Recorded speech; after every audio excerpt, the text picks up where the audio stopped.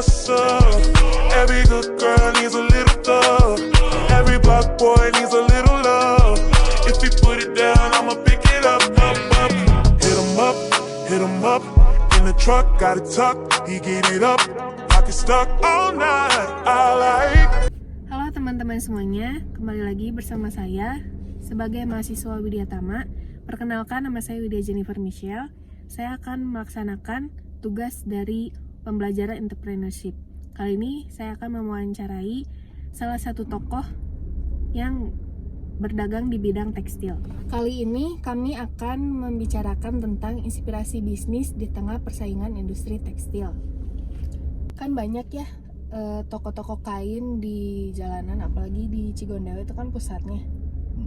Kalau menurut kamu, inspirasi apa sih yang bisa kamu sampaikan dalam bidang industri tekstil ini? Inspirasi saya di dunia tekstil itu ingin menciptakan barang yang murah tapi nggak jelek. Kan banyak nih ya orang-orang yang pastinya mau cari kain, yang cari kain harganya murah tapi kualitasnya tinggi. Nah, gimana sih cara kita tuh ketemu dengan pelanggan yang kita juga cari pelanggan juga cari kita? Gimana nih caranya ketemu satu titik ini dan titik ini? Itu namanya negosiasi. Negosiasi. Iya itu. Jadi orang tuh kan banyaknya mau, kalau saya jual tuh kan ke konveksi ya. Konveksi tuh dia mikirinnya tuh HPP. Jadi dia ada HPP konveksi tuh beda-beda. Ada yang hawok dia kena untung, pengen untungnya banyak cepet kaya gitu. Ada. Tapi ada juga konveksi yang pelan-pelan aja, yang penting dia bisa makan, bisa bayar karyawan gitu.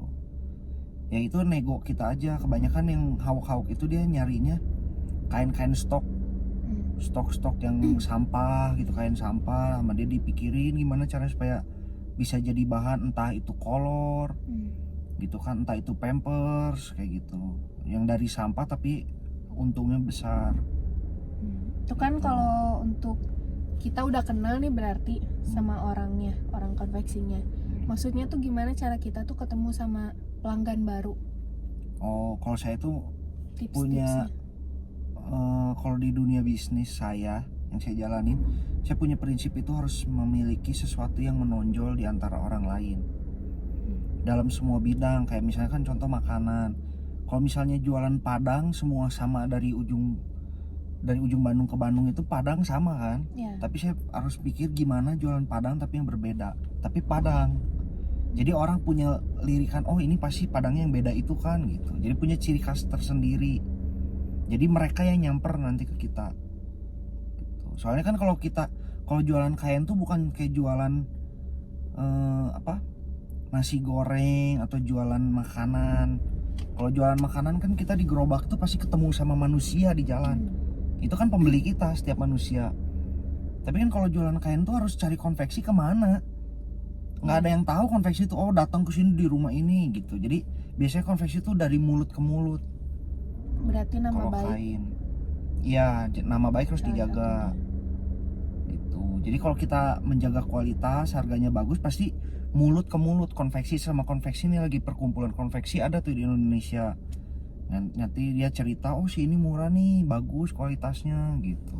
Berarti sistem kerja kamu tuh Dari pokoknya, mulut ke mulut. bukan gitu. kamu yang datengin ke konveksi satu-satu. Kalau misalnya saya tahu konveksinya ada di mana aja di Bandung, saya samperin.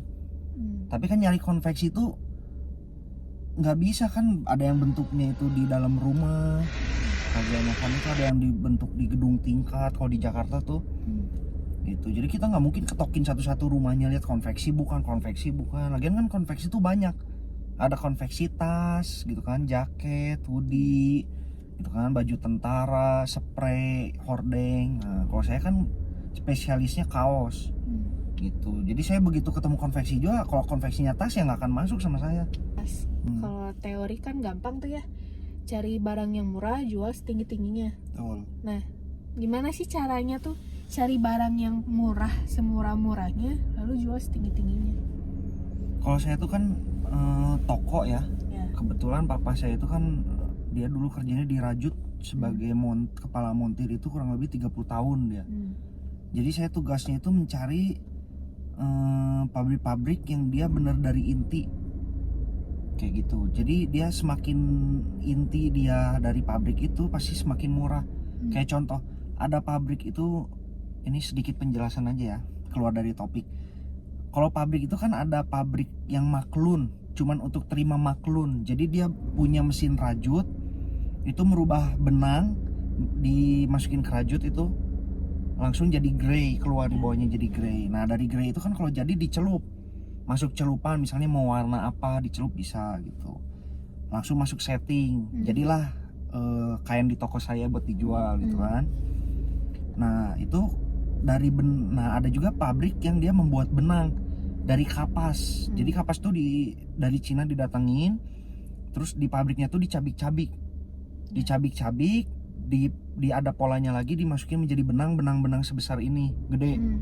Nah nanti dipres lagi, ada mesinnya lagi, itu jadi lebih tipis lagi, jadi dimasukin ke konus-konus yang lebih tipis lagi, jadi benangnya tuh tipis banget kayak benang ini. Nah baru dari situ dirajut gitu, itu namanya rajut, jadilah grey gitu.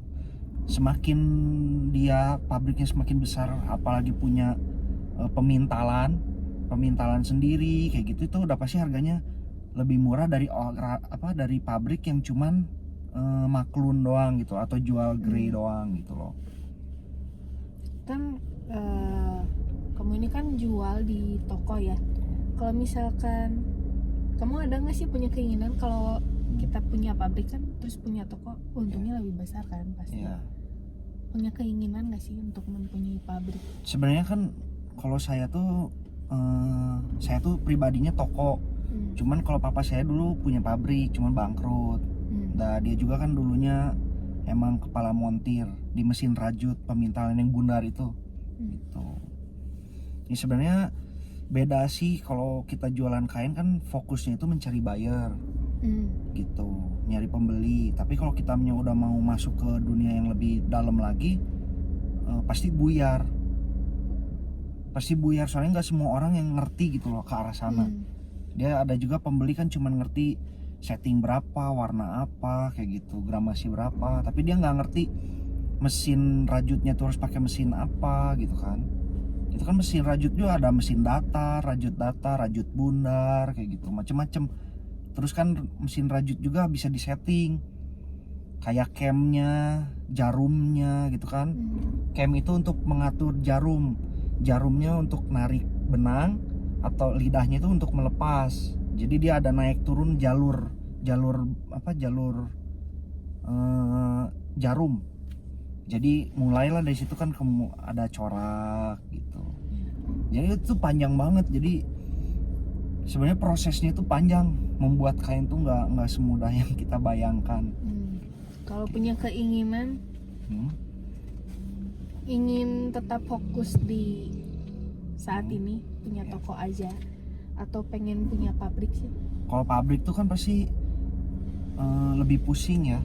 Kita bukan cuman nyari untungnya doang, tapi kan ada karyawan dan lain-lain gitu loh. Jadi lebih pasti pajak atau negara tuh lebih waspada gitu loh untuk kalau ke PT ya? Ke PT itu gitu. Tapi kan kalau jualan kita seperti calo-calo, teman saya juga banyak yang calo yang dia kerja tanpa modal gitu kan. Tanpa modal. Cuman modalnya itu kan, modal tuh terbagi dari macam-macam ya. Yang disebut modal tuh ada uang gitu kan, ada kenalan kayak gitu, macam-macam. Modal tuh bukan cuman duit doang gitu loh. Kalau kita mau masuk ke pabrik kan pasti kita duitnya harus besar.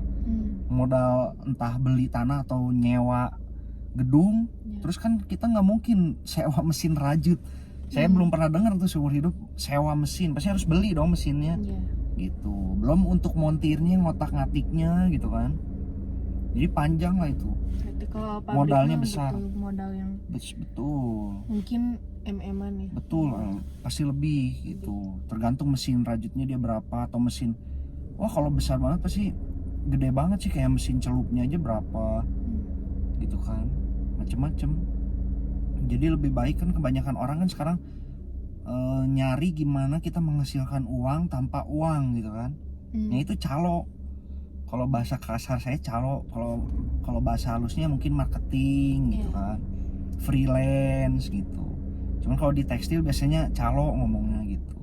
Yang aku pelajari dalam kewirausahaan tuh ada etika dalam berbisnis ya. Ya, Nah kalau dalam tekstil tuh etika berbisnisnya seperti apa sih? etika bisnis tuh seperti saya punya gudang. Saya udah janjian tuh sama pelanggan saya kan. Misalnya di Cigonewa jam 9 di mana gitu kan. Etika bisnis tuh kalau ada orang yang datang nanyain toko saya atau gudang saya ke toko lain, itu kebanyakan orang-orang Cigonewa atau calo-calo di Indonesia tuh kebanyakan dia malas robot pelanggan saya gitu. Udah janjiannya sama saya malah dia tuker-tukeran nomor sama pelanggan saya. Ditanya nyari bahan apa gitu. Padahal dia udah nanya toko saya di mana gitu. Udah janjian. Nah, itu nggak etika menurut saya. Gitu. Maksudnya langsung ngekat gitu ya? Iya, itu ngekat langsung. Nah harusnya itu tuh seperti apa sih? Ya harusnya kalau udah ada, berarti kan kalau di dunia kain tuh, di dunia toko dekat-dekat toko saya itu pasti saling kenal. Harusnya nggak langsung saling potong begitu caranya gitu. Apalagi udah janjian gitu kan. Etika dagang itu nggak boleh menghancurkan harga pasaran. Oh nggak boleh? Nggak boleh. Bukannya orang-orang saling bersaing ya untuk menghancurkan harga pasar? Nggak boleh, soalnya kan di dunia tekstil tuh besar banget ya. Jadi kita nggak bisa kayak jualan nasi padang mungkin, oh yang itu 15.000 kita 13.000, itu kalau kayak gitu boleh. Cuman kalau di dunia tekstil kan bisa jauh melampaui itu gitu. Sebab akibatnya itu besar sekali. Kalau misalkan aku nih jualan kain, kalau menurut pribadi kan mau ngancurin harga pasar kan, Iya. untuk biar orang-orang pada beli nih ke kita. Nggak boleh? Nggak boleh, ada etikanya itu, ada batasannya. Kalau misalkan kita melanggar, yang terjadi apa? Ya pasti orang lain nggak suka sama kita ya, nggak mungkin kayak diontrok gitu sih, nggak mungkin. Ya paling kayak ada yang cemburu, ada istilahnya kan kayak pabrik terlalu murah atau gimana, atau toko terlalu murah dibakar kayak gitu. Soalnya kan kalau dunia kain tuh bukan cuman pribadi saya doang. Kayak misalnya saya jualan cilok, ya pasti yang membuat ciloknya itu dipres kan harganya, jadi bisa murah. Udah sebatas yang pembuatnya doang. Tapi kan kalau di kain itu enggak, ada pabrik dari benangnya, dari kapasnya, dari celupannya gitu kan. Itu banyak faktor, belum ke konveksinya, harga pasaran bajunya, kaosnya. Itu ngaruh ke semuanya. Kalau saya yang tukang bahan tuh di tengah-tengah main nurunin harga gitu loh. Kalau saya nurunin harga seenaknya, itu konveksi orang lain itu pasti pelanggan-pelanggan orang lari kan, nyari. Itu satu. Kedua, itu pabrik-pabrik berarti sama saya diteken kan. Nah itu ngaruh ke mereka juga gitu loh. Harga apa maksudnya untuk jadi sesuatu itu punya HPP-nya masing-masing gitu. Jadi ada batasan, mereka juga butuh bayar karyawan gitu kan, gedungnya, listriknya, untuk pembuangan limbah juga kan, celupan itu harus ada biayanya juga. Saat ini kan lagi gembor-gembornya ya, pajak mau naik nih tahun 2025 jadi 12%. Berdampak nggak sih dalam tekstil? Berdampak. Dalam harga kain itu naik. Soalnya kan produksi semua kan, kapas itu kan dari luar negeri. Itu kan pasti PPN-nya naik. Celup PPN-nya naik gitu kan. Otomatis kan mempengaruhi ke dalam semua step untuk jadi kain itu. Sampai jadi kaosnya juga pasti naik, yang jualan kaos gitu. Celupan sama rajutnya, sama kain kapas, sama pemintalan. Kalau untuk saat ini lagi rame-ramenya nggak sih kain? Sekarang sih Karena kan tahun 2025 kan pada naik kan harganya. kalau rame itu kan berburu-buru. tergantung pelanggan gitu. Satu lagi tergantung dari sikon negara, daya beli masyarakatnya tuh kemana sih sekarang gitu kan. Apalagi kan sekarang The Fed itu habis kemarin tuh potong suku bunga kan, katanya kemarin tuh 4 kali, tahun depan itu 2025 itu 2 kali. Berarti kan ini masyarakat tuh jadi tahun depan tuh nggak pasti mau kemana arahnya. Kalau misalnya kebijakan Amerikanya itu nggak pasti ke negara-negara lain sama. gitu. Begitu The Fed kemarin ngumumin itu pemangkasan suku bunga, begitu sama juga dia waktu ngumumin untuk rencana buku dia tahun 2025 pemotongan apa segala itu berapa, itu kan rupiah langsung anjlok. Itu salah satunya karena Amerika juga gitu. Berarti Jadi, untuk saat ini bagus nggak sih kalau kita mau buka bisnis? kalau untuk sekarang enggak sih. Nggak dianjurkan. Enggak, 2025 itu istilahnya jangan macam-macam dulu lah. Soalnya 2025 itu kita nggak tahu mau kemana arahnya. Arah dunia sama negara itu nggak tahu mau kemana nih gitu loh. Mau krisis besar-besaran kah atau mau gimana kita? Soalnya dari sekarang juga dampak daya beli masyarakat itu lagi menurun banget. Gitu. Ditambah kan pengangguran banyak, kebangkrutan pabrik-pabrik banyak, apalagi nanti PPN 12 kan itu 12%. Jadi orang investor yang mau masuk ke sini juga takut. Gitu kan. Untuk buka peluang jadi sedikit. Belum orang-orang yang punya pabrik, dia daripada bayar PPN besar dia untungnya semakin sedikit, udah aja berhentiin, bangkrutin gitu. Cuman kan yang kesiannya itu karyawan tuh bisa apa gitu loh, nggak bisa apa-apa. Begitu udah dipecat ya dia paling mengharapkan cari pekerjaan diterima, tapi kan bosnya yang punya banyak duit masukin deposito untuk makan bisa dia dari situ, apalagi jual pabriknya besar-besar gitu. Berarti kalau untuk yang orang-orang udah berbisnis nih, kan itu kan untuk orang yang ingin memulai bisnis, berarti kan ditahan untuk lihat dulu nih sikonnya tahun 2025 tuh kayak gimana. Cuman kan balik lagi, bisnis tuh bukan kepintaran doang, bukan usaha doang, ketekunan doang gitu kan. Hoki juga termasuk. Kita juga harus lihat nih daya beli masyarakat kayak gimana. Kalau daya belinya itu lagi turun, terus kita jualan, siapa yang mau beli gitu? Nggak ada yang mau beli kan? Gitu. Jadi kita jangan ngasal, kita mau percaya sama Tuhan, kita buka laku gitu. Nggak semua. Mungkin dari 1000 orang yang jualan, yang buka usaha, masa 1000 jadi orang sukses? Kalau dia semuanya jualan laku, nggak akan jadi ada yang karyawan dong. Kalau misalkan untuk orang-orang yang udah mulai berbisnis nih, contohnya kayak kamu kan udah mulai bisnis, apa sih yang harus dipertahanin? Karena kan kayak tadi kan tahun 2025 tuh lagi nggak tahu nih arahnya mau kemana nih. Betul. Kalau sekarang tuh lebih baik pengelolaan keuangannya itu harus diatur dengan baik gitu loh. Jadi jangan terlalu ke barang-barang yang konsumtif gitu kan, atau boros-boros, jangan. Lebih baik sekarang tuh ke 2025 nanti pertahankan atau perbesar bisnis yang ada. Gitu, yang ada. Gitu. Apalagi kan negaranya juga nggak tahu nih, pasti utang makin besar, pasti berdampak banget ya. Karena negara utangnya besar gitu kan, makanya naikin PPN. Kenapa sih mereka naikin PPN? Ya soalnya kan pendapatan murni negara itu dari mana? Dari PPN kan. Nah kalau PPN ini memperberat orang-orang usaha, siapa sih yang mau usaha gitu loh? Pada tutup nih yang usaha, berarti kan pekerja-pekerja juga lapangan pekerjaan berkurang. Otomatis kan daya beli, karena dia nggak punya duit, nggak kerja, cari kerjaan susah, berarti kan daya beli masyarakat turun kayak gitu. Jadi harus mempertahankan dulu aja yang ada, jangan nggak usah buka lagi gitu. Cuman balik lagi ke hoki ya. Mungkin orang lain ada yang maksain terus sukses, ya puji Tuhan. Mungkin hoki dia gitu loh. Apalagi usaha itu tuh kan dua kemungkinan kan, 50 untung, 50 rugi. Ya betul. Sangat berdampak. Sekarang kan gini, banyak pabrik tekstil aja bangkrut yang kaya raya ya. Yang mungkin dia punya asetnya puluhan miliar, ratusan miliar aja dia tutup. Apalagi kita yang rakyat biasa gitu loh. Gitu. Mereka aja tutup, apalagi kita. Apa sih mereka kayak Warren Buffett nih, investor kan, dia ada apa nih kemarin ini sampai mengumpulkan uang cash terbanyak sepanjang sejarah. Itu kan ada apa?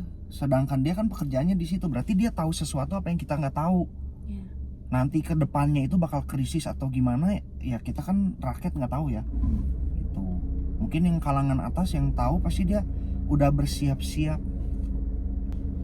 Saya juga punya 2 tugas sebenarnya di toko tuh. Jadi kan kalau jualan tuh nggak cuman fokus untuk mencari buyer, itu tugas kedua. Nah tugas pertamanya itu saya survei ke pabrik gitu loh, bukan cuman datang untuk PO. Biasanya kalau saya mau PO juga diajak dulu tuh sama marketingnya, lihat nih gimana sih produksinya gitu. Kebetulan saya juga ada video-videonya, nanti coba dicantumkan waktu saya survei gimana sih pabriknya gitu kan. Gitu. Ya, jadi kesimpulannya dari video ini, yang pertama itu kan sama ya teorinya, jual harga setinggi-tingginya, cari barang semurah-murahnya, itu udah pasti. Yang kedua itu udah disetujui dan disepakati, etika bisnis itu tuh pasti ada di tiap bisnis, mau itu bisnis makanan, bisnis kain, semuanya itu pasti ada.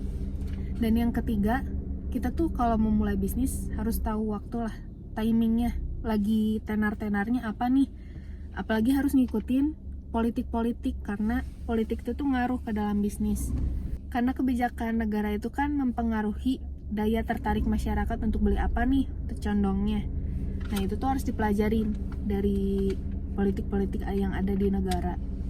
Apalagi sekarang tuh krisis ekonomi mungkin akan terjadi di tahun 2025, di 5 tahun yang akan mendatang, dimana orang-orang lebih fokusnya ke pokok utama, kayak contohnya beras, makanan itu kan pokok utama untuk kita bertahan hidup. Kalau sekarang kan orang-orang mungkin kalau untuk beli barang-barang yang mahal, yang untuk pamer doang kan dipikir lagi. Nah itu salah satu dampak dalam bisnisnya. Sekian dari video kali ini, mohon maaf bila ada kesalahan kata. Semoga video yang telah saya buat ini bermanfaat untuk orang-orang yang akan memulai bisnis. Sekian dan terima kasih.